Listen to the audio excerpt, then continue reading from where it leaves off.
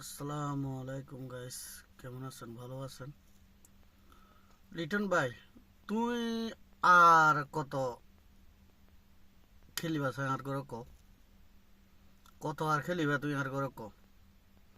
নির্বাচক গেলে চোখে দেখে না, নির্বাচক তারপর কোচ চোখে দেখে না। যে পরিমাণ লিটনের সুযোগ দেওয়া আর এই পরিমাণ যদি সুযোগ অন্য কেউ দেওয়া হইতো তাহলে তুই ভালো করতো।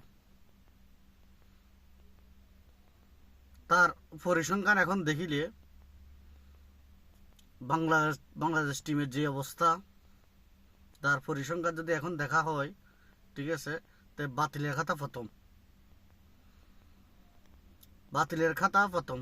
টি-20 তো নাই, ওয়ানডে তো নাই, টেস্টও নাই।